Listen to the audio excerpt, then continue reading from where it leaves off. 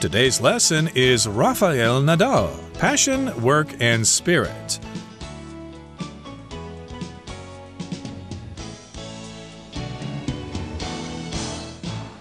Hi, everybody. My name is Roger. And I'm Mike. And today we're going to talk about the world of tennis. And we've got some colorful personalities in tennis. We've got Serena Williams and Novak Djokovic and Roger Federer. And today, of course, we're going to talk about Rafael Nadal. Isn't he called the Spanish Bull or something like that? I believe so. I think he has a nickname like that. And a lot of his big fans also just call him Rafa.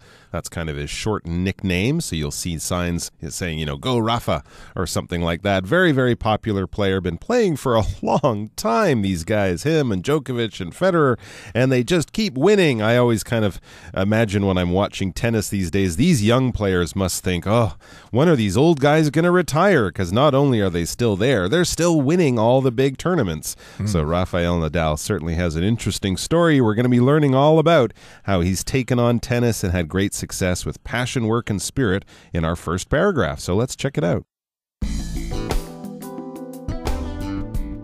Rafael Nadal, passion, work, and spirit.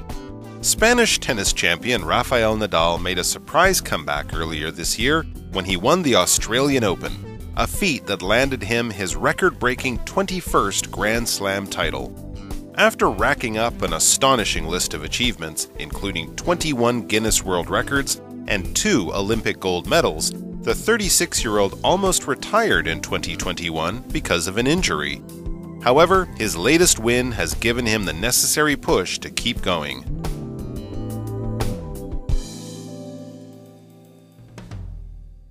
各位好，第一部分我们看到单字 feat， 这个字是名词，指攻击、壮举或是英勇事迹。例如 The musician's ability to play every instrument on the album is truly a remarkable feat.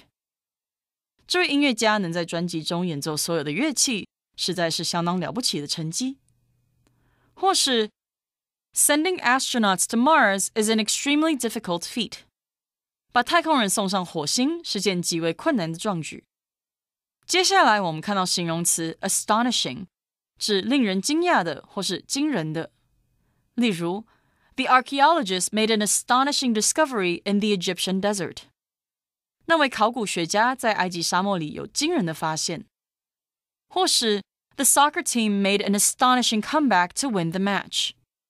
这支足球队做出惊人的大逆转，赢得了比赛。另外，把这个字字尾的 ing 去掉，就变成了动词 astonish， 意思是使吃惊或是使惊讶。像是 Kyle's improved test scores astonished his teacher. Kyle 的考试成绩进步，让老师大感惊讶。或者 The magician's final trick astonished everyone in the audience. 魔术师最后的把戏让每位观众大吃一惊。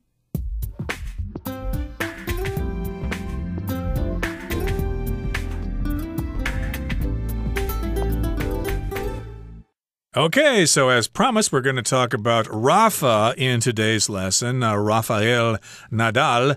Spanish tennis champion Rafael Nadal made a surprise comeback earlier this year when he won the Australian Open, a feat that landed him his record-breaking 21st Grand Slam title. Yes, indeed, this guy from Spain has been winning Grand Slam tournaments for many, many years, and he made a comeback earlier this year. And if you make a comeback or make a surprise comeback, that means you used to be famous, you used to be popular, then you kind of disappeared for a while, and then you reappeared again. This does happen a lot of times to celebrities. In any case, Rafa made a comeback earlier this year, and he won the Australian Open, which takes place early in the year, and so he was able to secure his record-breaking 21st Grand Slam title. So, of course, we've got various tennis tournaments in the world, but there are only, about 4 of them? 4. That are Grand Slam. There's the Australian Open, there's Roland Garros in France, then there's Wimbledon, and then there's the U.S. Open. That's right. There you go. The big 4, they call those the Grand Slam tournaments, and of course, every player wants to win at least one of those. Winning all 4 of them is quite an amazing thing, and winning 21 of them over the past 10 or how many years he's been playing is a world record. So that's the record. I think Djokovic and Federer are both tied at 20. So right now, Rafael Nadal is basically the world record setter for men's tennis, winning the most Grand Slams. Then it says after, this is a feat. Of course, this is a feat that is quite amazing. And a feat is basically an amazing accomplishment, something that everyone would look at or hear about and go, wow, someone did that? It kind of surprises you. It seems almost impossible when you do something like that. And of course, you'll set a world record or you'll win a prize. You'll come in first if it's an athletic event. So any kind of feat is certainly notable. It's probably going to make the newspaper because it is quite rare and unusual. And then it says, after racking up an astonishing list of achievements, including 21 Guinness World Records and 2 Olympic gold medals, the 36-year-old almost retired in 2021 because of an injury. That explains how he made a comeback. He almost retired. But until that time, until last year, of course, he had racked up an astonishing list of achievements. To rack something up, when we're using it in this sense, we're basically saying he's achieved these things, he's sort of piled them up. It's almost like he's made a collection and he keeps adding to it as he keeps going and winning every year. And once you get up to 21 Grand Slam titles and all the other things that he's achieved, it really becomes an astonishing list of achievements. It's very surprising. It's amazing. It's incredible. Not only 21 Grand Slam titles, 21 Guinness World Records, and 2 Olympic gold medals. So yeah, he's also won the Olympic gold, which for most tennis players may not be quite as big as winning a Grand Slam, but still, you could consider yourself very successful if you've won 4 Grand Slams and an Olympic medal. So this is pretty amazing. But after all this, he almost retired in 2021 because of an injury. We read in the first sentence how he made a comeback.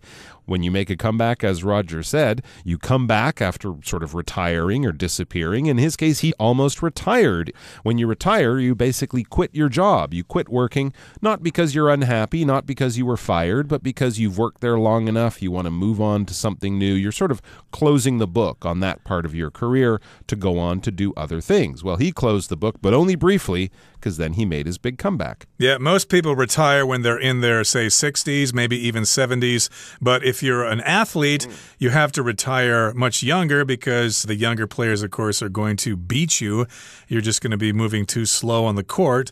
And he's 36 years old, and that sounds kind of old for a tennis player, but he almost retired last year because of an injury, which means he was hurt, and that does happen to a lot of athletes. They get an injury that they can't recover from, and then they basically retire, and then they seek a job as a sports commentator or as a coach or something like that. However, his latest win has given him the necessary push to keep going. So yes, he did have that injury, which we're going to talk about later on, but because he had this victory in Australia, he's been given a new push. He's been motivated to keep going, so he's going to be playing in other tournaments this year, and we certainly wish him the best of luck.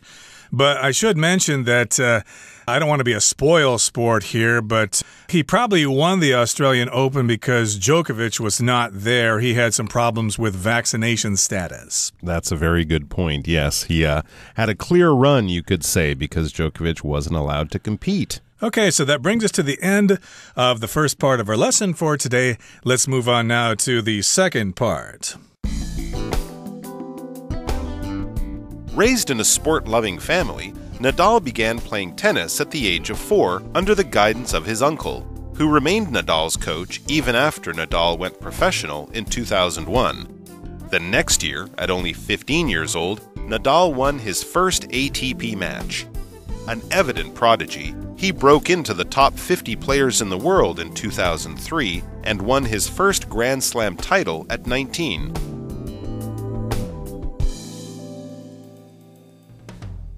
Okay, it's time for us to discuss the second part of today's lesson. Remember, we're talking about Rafael Nadal. He's got passion, he works hard, and he's got spirit. So here it goes on to give us a little bit about his history here. Raised in a sport-loving family, Nadal began playing tennis at the age of 4 under the guidance of his uncle, who remained Nadal's coach even after Nadal went professional in 2001. So, of course, people who are successful oftentimes get an early start.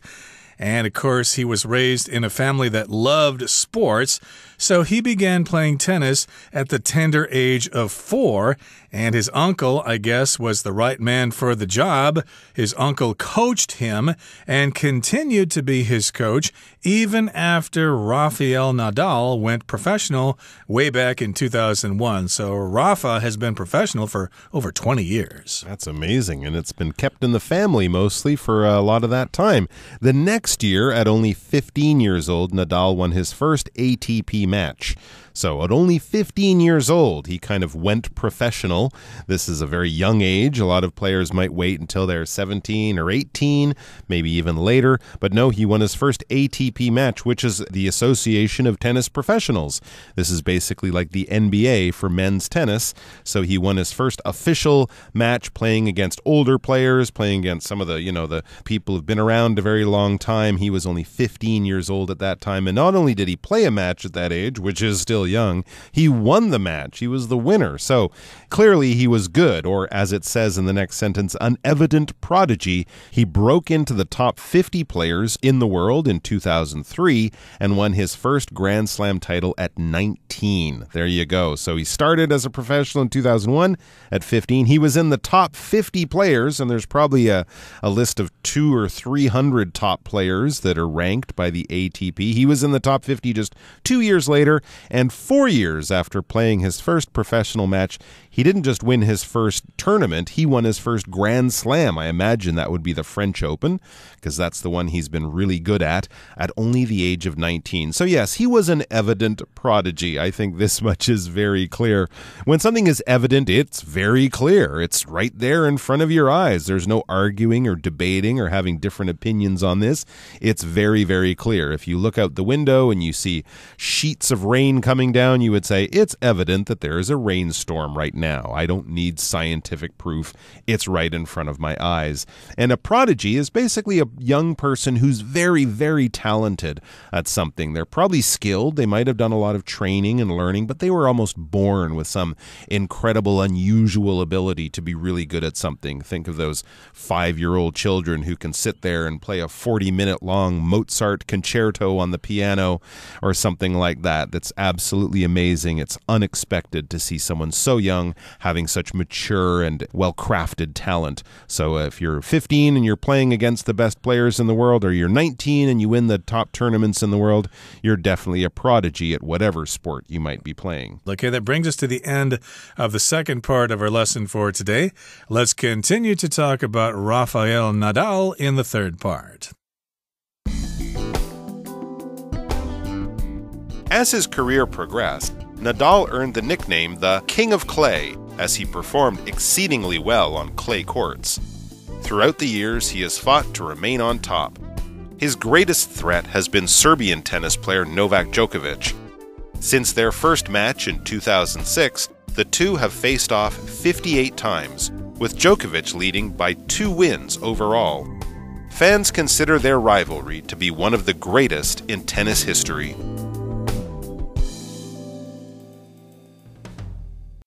最后第三部分我们看到单字 rivalry， 这个字是名词，指竞争、对抗或是相互较劲。例如 There has been a bitter rivalry between the two schools' teams for decades. 那两校队间激烈的竞争关系长达数十年。或是 Alex and Mike have had a rivalry that has lasted most of their lives. Alex 和 Mike 几乎这一辈子都在互相较劲。另外，把字尾的 ry 去掉，就变成了单字 rival。这里补充 rival 的几个意思。第一个意思是做动词用，表示对抗或是匹敌，像是 The River Gorge rivals the Grand Canyon in length. 这条河谷的长度可与大峡谷匹敌。或是 The company's new smartphone rivals anything on the market for ease of use. 该公司的新款智慧型手机比市场上任何一款都好用。第二个是做形容词用，意思是竞争的或是对手的。例如 Rival companies imitated the shoe company's popular design. 竞争公司模仿那家鞋业公司的热门鞋款设计。或是 The players shook hands with the rival team before the game. 选手们在比赛前与敌对握手。第三个是做名词用，指竞争者或是对手。我们可以说 The boxer hopes to beat all of his rivals and become number one in his weight class. 这位拳击手想要打败他所有的对手，成为这个量级的第一名。或是 The two rivals in the tennis match are actually very good friends. 这场网球赛的两位对手其实是非常要好的朋友。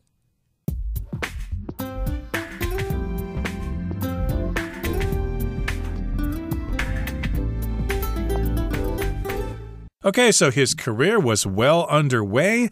He was being coached by his uncle.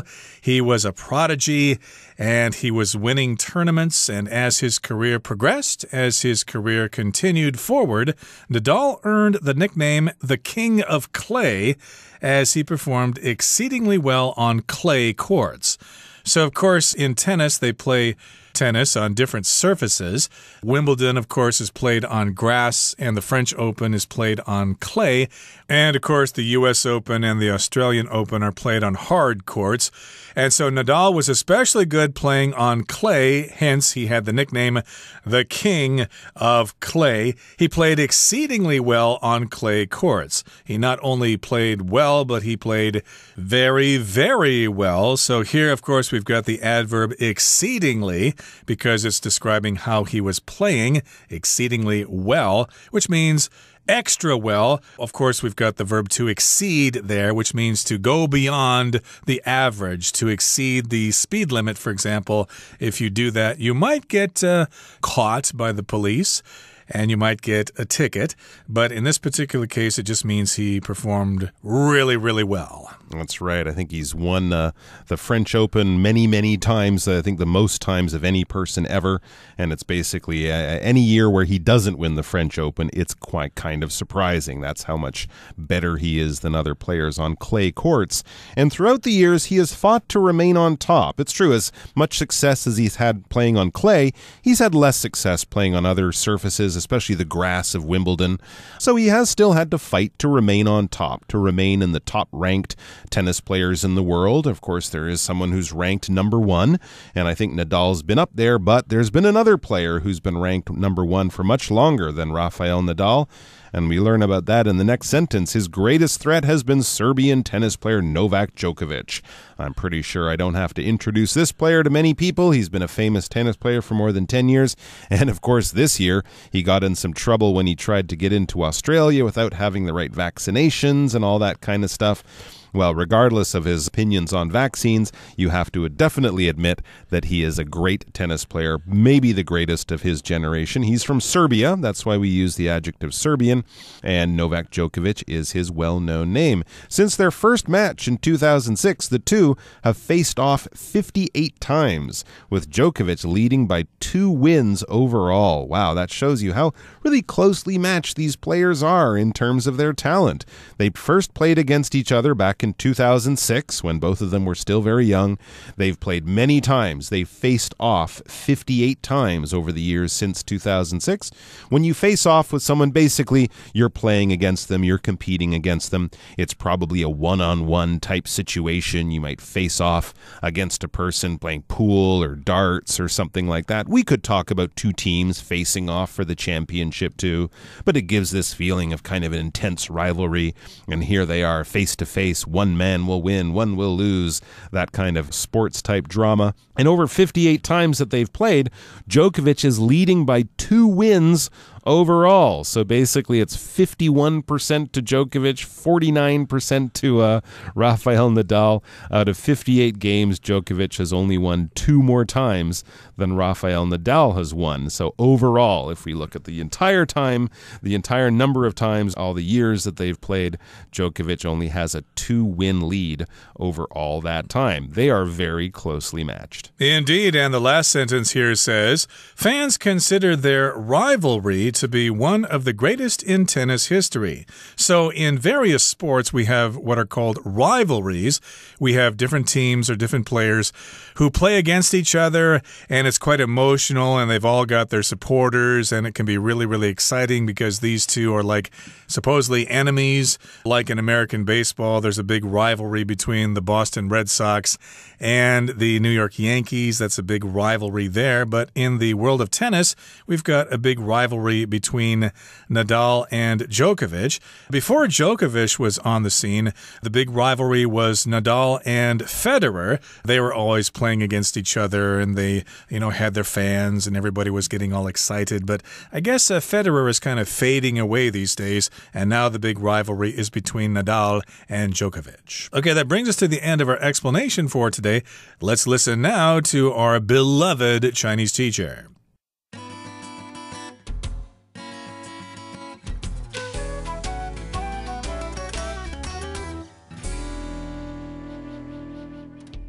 各位同学大家好，我是 Hanny。 我们来看今天的文法重点。课文第2部分的最后一句提到，纳达尔在2003年成功打入世界前50名，并且在19岁的时候赢得首座大满贯。那文中是用到 break into 来表达成功打入，我们来补充相关的用法。好，首先呢，用 break into 来讲犯罪的时候，通常是指闯入、侵入来进行偷窃，那它是及物用法，后面要接受词。像 someone tried to break into their house while they were away， 有人趁他们外出的时候试图闯入他们的家。那其实也可以用 break in 来表达非法入侵的意思哦，只是 break in 是不及物用法，所以像刚刚的例句就会改成 someone tried to break in while they were away。 好，第二个我们可以用break into 去表达突然开始怎么样，突然点点点起来。那后面通常会接一个名词，像 break into tears 突然哭了起来， break into laughter 突然笑了起来， break into applause 突然开始鼓掌等等。那像如果我们说 her face broke into a smile， 就是说她脸上突然露出了笑容，露出了微笑了。好，其实我们还可以用 burst into 去表达相同语义哦，像你就可以用 burst into tears， burst into laughter 等等去表达一样意思。第三种我们可以用 break into 去表达说可能是开始加入啊，或者是从事某个活动，就类似中文说的成功打进、顺利进入或是成功闯进，尤其是指很难取得成功的领域或行业。我们课文就是这个用法。那像我们说 break into Hollywood， break into the market 等等。举例来说 her dream was to break into show business， 她的梦想是要闯进演艺圈。那么课文第3部分一开始提到纳达尔在红土场上的表现特别优异，文中是用 exceedingly 去表达非常、极其或是特别的意思。那这个字是来自 exceed E-X-C-E-E-D， 我们来学习它的字首字根。好，当你看到 C-E-S-S C-E-E-D 或者是 C-E-D-E 这一类的字根，它有 go 的意思，也就是前进、行走。那它还有退让、投降、放弃的意思哦。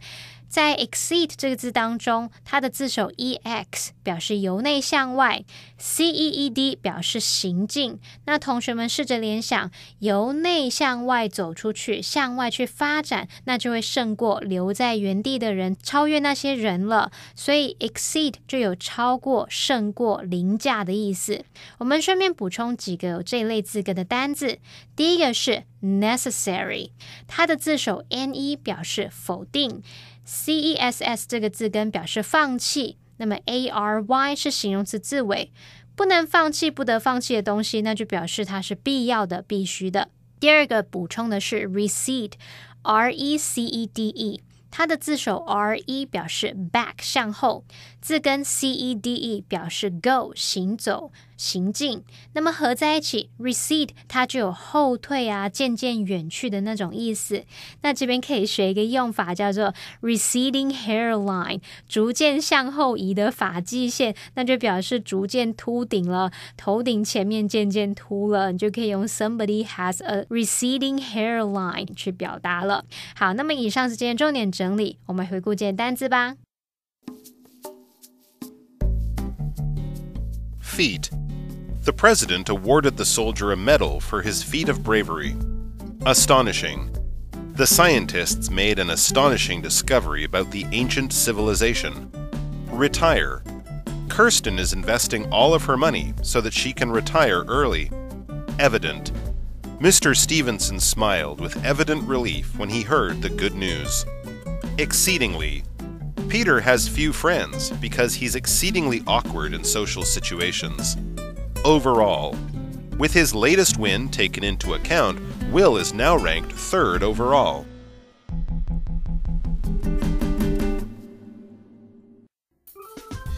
Well, that brings us to the end of another edition of our program, and please make sure you join us again next time. From all of us here, I am Mike. I am Roger. See you next time.